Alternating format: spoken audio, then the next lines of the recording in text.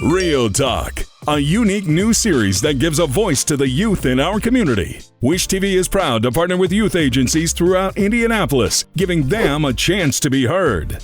Youth leaders were selected to highlight a series of topics that they feel are most important to them and to their peers. They gather feedback from local stakeholders, decision makers, parents, and other youth agencies. They get training in television and podcast production, project management, and community engagement.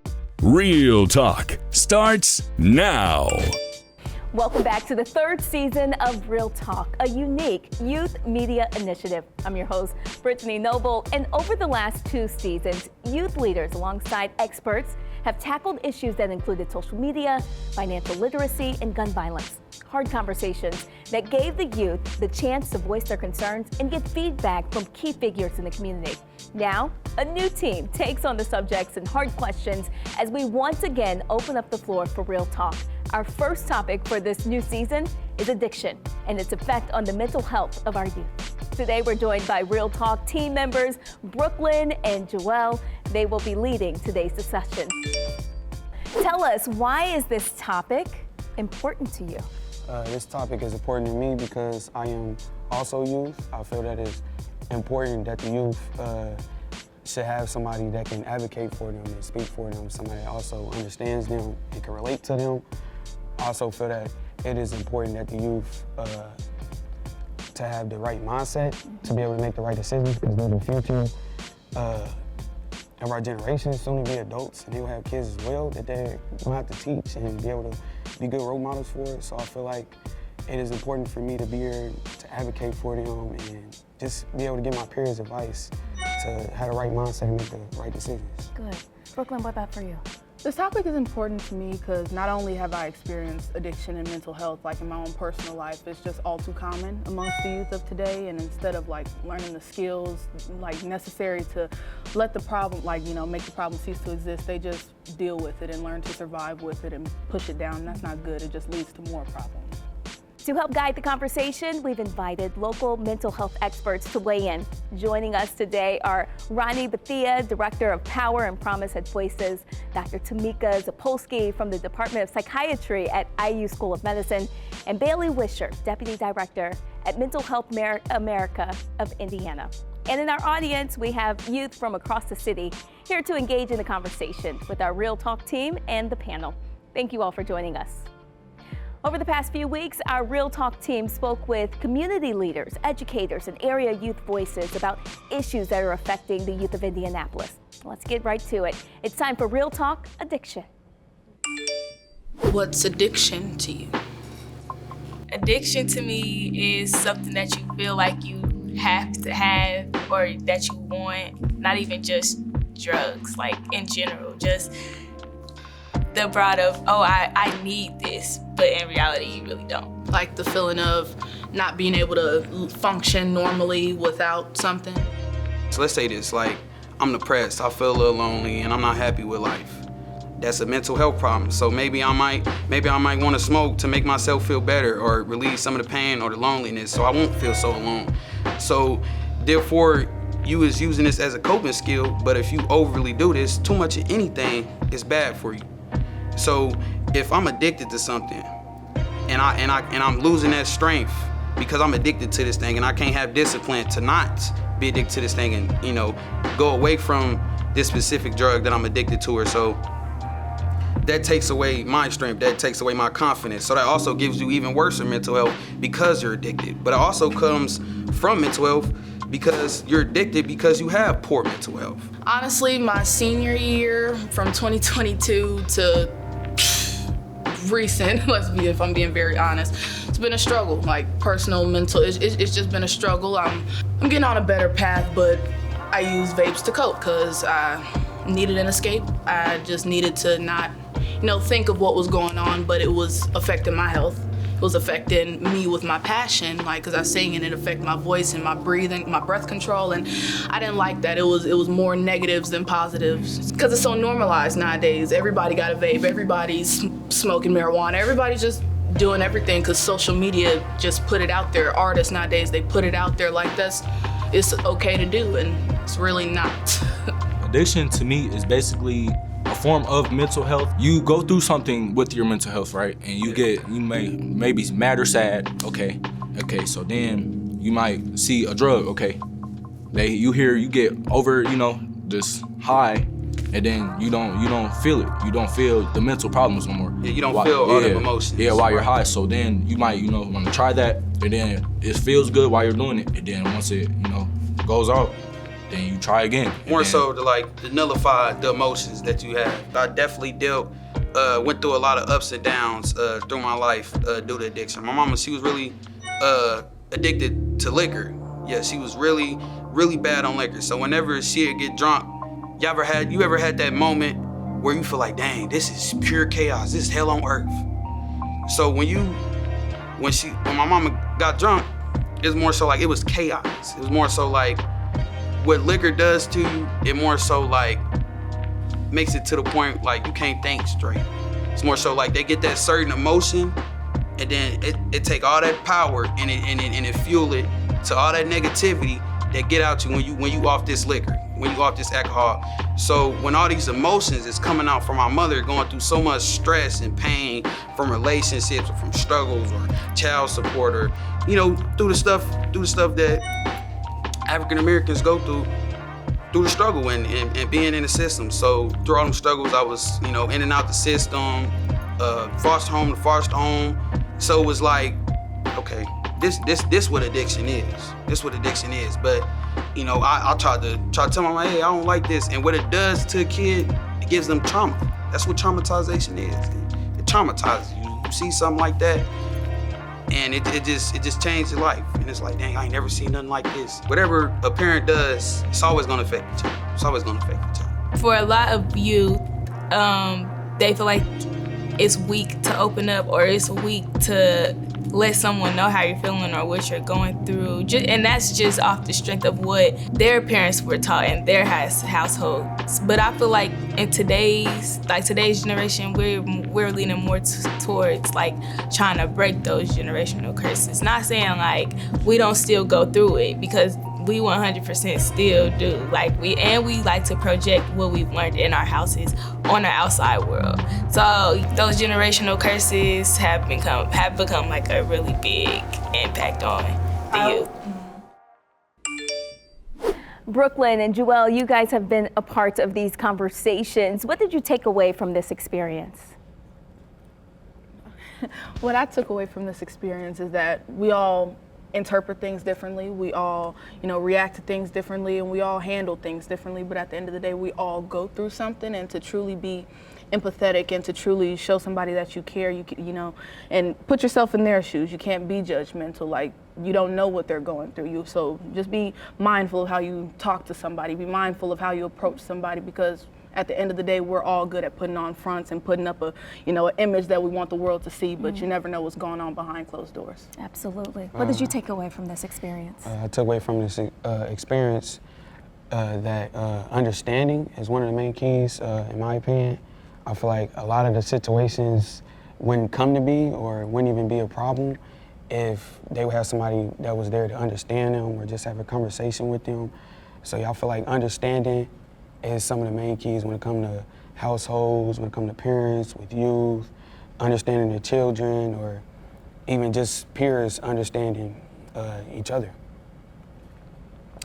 Well, up next, we'll bring in our live audience and expert panel to hear more voices on this subject. But first, here's a quick look at the Real Talk podcast, available now on the All Indiana Podcast Network. From the All Indiana Podcast Network, this is Real Talk, no strings attached. The podcast brought to you by the youth of Indianapolis, using this platform and their voice to touch on vital topics they believe impact their communities. Here's the Real Talk team for some real talk, no strings attached. Are you ready? 'Cause here we go. As we mentioned at the top of the show, we're joined by an audience made up of area youth and experts who have been watching and listening patiently. I think it's time we brought them all into the conversation. Once again, introducing our experts. We have Ronnie Bethia, Director of Power and Promise at Voices, Dr. Tamika Zapolsky from the Department of Psychiatry at IU School of Medicine, and Bailey Wisher, Deputy Director at Mental Health America of Indiana. And our audience members today, they are representing Voices, Crispus Attucks, Lawrence North High School, Arsenal Tech, Pike High School, Believe High School, Purdue Polytech High School, and Warren Central High School. Welcome everyone, and thank you for being a part of this very important conversation. I'm going to hand the conversation over to Brooklyn Jewell to get the real talk on the subject. What are some common signs of a youth struggling with mental health issues? Yeah, so I would say being withdrawn, mood changes, sleep, appetite, expressing a lot of hopelessness, or just when we're friends or we have normal daily doings with people, we are used to certain behaviors. So just being aware that even if something small changes. Okay. Yeah. I got a question for the youth. What are some resources that y'all feel like are clearly needed but are overlooked somehow in the community that are needed? I would say mental health programs. Yes, we have programs, but are they actually beneficial? I would say for my school, because I go to a PWI, so the Black community is this big, and I can say that we have good resources. I feel like we have engaging programs that like get people to come out and be more vulnerable. So I feel like if we implement those in today's community, I feel like kids can actually benefit from it. Well, young man in the back, and then I have a question going off what you just said for Miss Ronnie. I feel like people need role models that's inside of their home, because it starts at home. So like probably if they're getting taught by an elder or somebody like the right way to get off of something that they're going through, like pills or like drugs, anything, I feel like it starts at home. So you need somebody that you could talk to and feel safe with at home. And I just want to say, as you all have a voice as well. So even if you have to take the initiative to get these things started, take your talents and your background and your knowledge and you implement these programs so that more people are inclined to join because they see you all are taking initiative. And I feel like that's very important in the schools because we have a lot of students who are quote unquote followers. So let's engage, let's get followers, but have them following a positive person, an impactful person. So like you all get involved, you all start these programs, and you all be the change that you all want to see. I just think everybody needs people in their life that can hold them accountable. So for me, you have to have healthy friendships. Like I understand you might have grew up with this person, but some people, it's a lot of peer pressure that gets you into things. Like in the past, whenever I've smoked or had any type of interaction with any type of drug or alcohol, it was always somebody that was around me, that was a peer, that was a quote unquote friend. So you have to get real people, real friends that can hold you accountable. Absolutely. Yes. Okay, so basically there's things like, homework and stuff. Like there's certain people that like have like different type of education.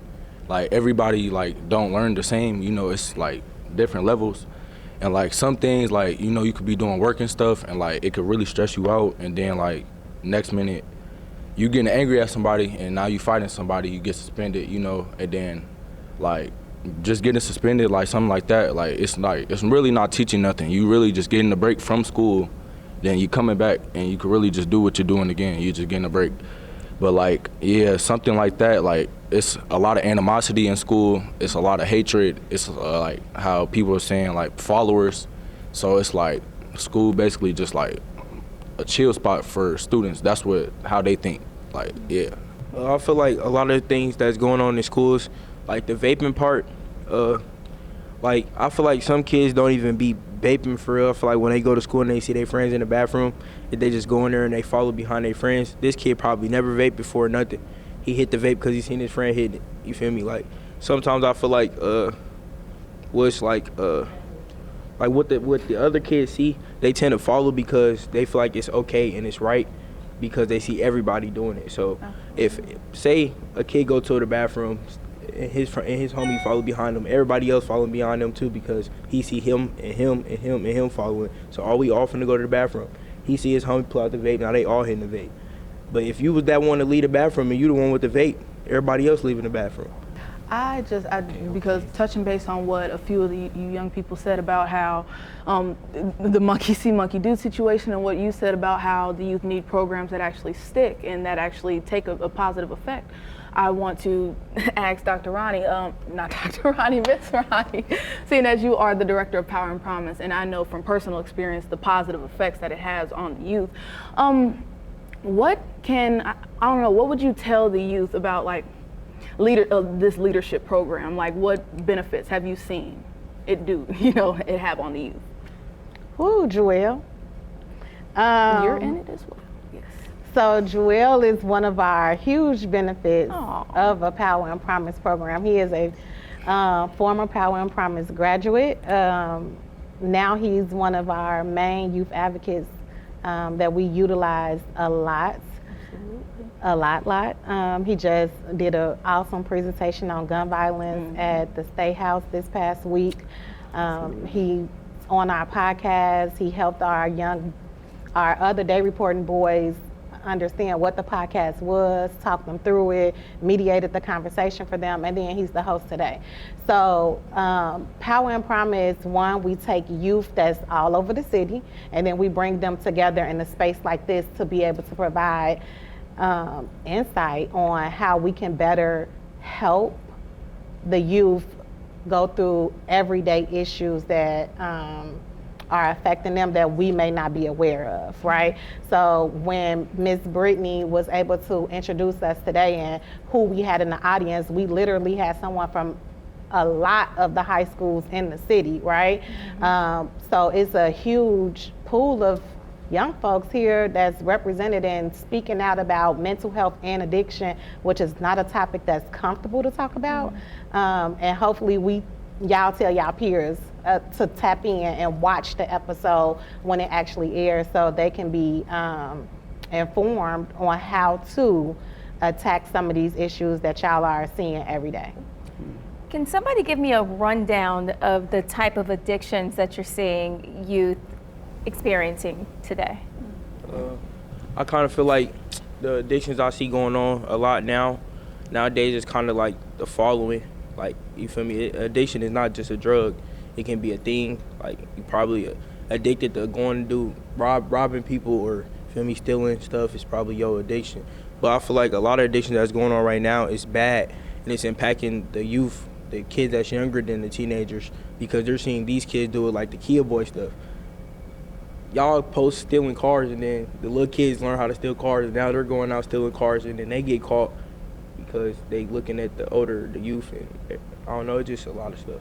Okay, so some young people at my school addicted to skipping, drinking, smoking. Like he was talking about, like smoking all in the bathrooms. It'd be a group of girls blowing it down. And like my school was like an open campus, so people could just literally leave out skipping, going on. Like this one girl, she was skipping, got killed outside of my school. I think an addiction that we struggle with right now is just social media in general. Like for me, I kind of use social media as just an escape. Like a lot of times when I'm just like going through it, you know, not really talking to my friends, when I would talk to my family, and then I'll just start scrolling on TikTok or Instagram for hours and hours and hours. And it gets me to just like this cycle of just, you know, kind of locking my door, turning lights off, like going under my cover. And sometimes the information that I'm consuming on social media is not really good. So it's like having this like net effect, and I'm like spiraling down. A lot of times, you know, I'll be like not working on the stuff I need to do at school or not talking to my parents, and then they're trying to ask me, you know, like what's wrong, and I'm like, nothing. And then I go back to my room. And sometimes, you know, it could just have a negative effect on like everybody in your household and not just me, and I feel bad, but you know, sometimes I don't know how to get out that cycle, you know what I mean? So I feel like resources, and I'm going back to what Dr. Tamika said, trying to know the signs of like a child going through something. It's not very, you know, seen and heard, if that makes sense.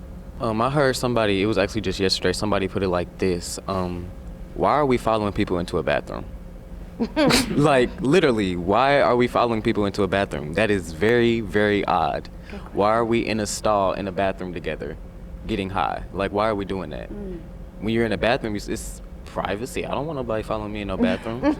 So why are we doing that? Like, that's odd. Like, that's kind of weird.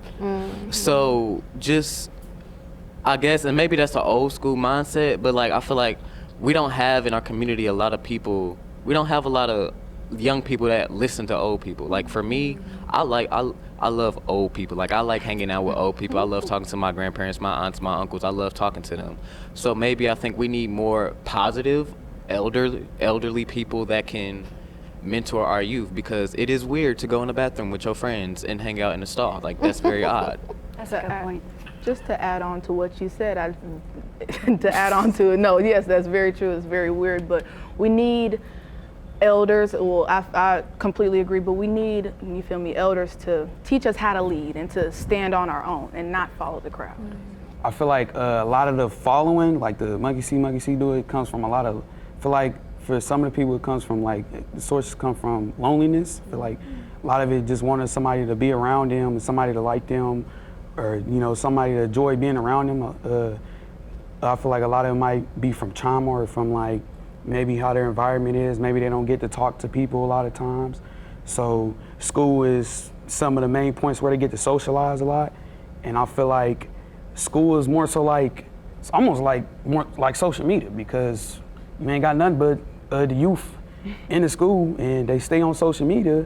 So they got this false sense of reality and they come into school with it. So I feel like that's why a lot of the negativity and a little bit of positive, I feel like negativity more so overpowered the positivity in school, because how like how it's looked at and how people come into school, like their mindset and how they think on a day-to-day basis. I just feel like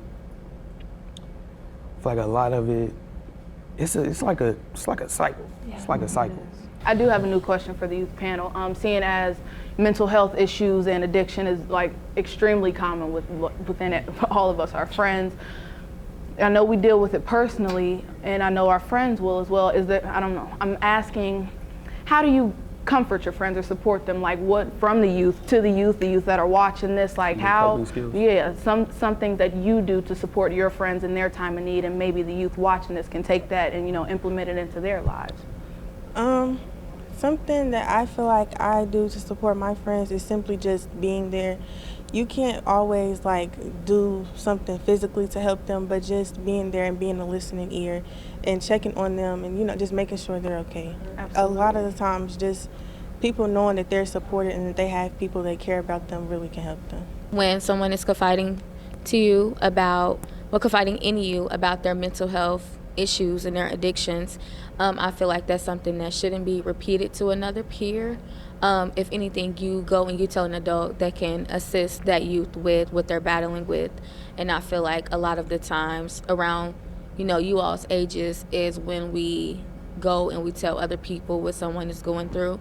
And so then it's around the school, and now they are even more in the shell where they don't feel comfortable with telling anyone what's going on with them. So like really holding their secrets and their mental health needs near and dear to your heart, and not going and telling anyone else, so that they can feel comfortable with sharing them, you know, whenever they're going through anything. I agree with what she said, but I feel like holding your friend accountable. Yes. Mm-hmm. I feel like people confide in those friends who's going to tell me, yes, I'm doing right, when really I'm doing wrong. So I feel like holding your friend accountable is very important, but also like in a loving manner. You know, you're not trying to push your friend away, you're trying to make sure they're doing the right thing. And I feel like instead of sending them or steering them to them friends that's going to tell them, oh, well, yeah, this is right, I feel like you should be that person and be that, you know, because everybody, like I said, everybody like the follower. So like if you're telling me yes, who's going to hold me accountable? So I feel like it's just like you said, a cycle repeating itself. So I feel like accountability is a major factor that can help. Absolutely. Help your I friends. will say though, this is a question for the panel, because not everybody is there. Like I said earlier, everybody receives things differently. So you might be trying to hold your friend accountable, but they may take it as, you know, you're badgering them, or you're pressuring them, or you're doing too much, you know. So for the panel, for our experts, I would like to know, how do we approach somebody going through mental health issues and dealing with addiction? How do we like approach them, you know, empathetically and not feel as if we're smothering them? I think when dealing with youth, you have to know how you could talk to certain friends, right? Mm-hmm. So certain friends, you could be direct, hey, you tripping, right? Other friends, you might have to shoot a text message that morning, as far as an inspiration message like, I hope you have a great day, speaking life into you, you know, power of the tongue, just simple reminders. And then some need you to show up, right? So it's some friends that still won't answer the phone, won't be present in school for you to give those simple reminders to. So after school, take a moment out your day to show up to that person's house and be like, I'm just here to give you love, right? I just want to hug you. I just want to be in your face today. How can I best support you? And ask those questions, because a lot of times we assume, and I teach my kids this all the time, we assume everybody is a one youth, all youth, right? When it should be like individualized plans for everybody. So just because one youth wanted that hug, the other one may want you to speak positive affirmations into their life, right? So make sure you ask them, like, how can I show up for you today, right? Instead of assuming that what works for somebody whatever else works, correct.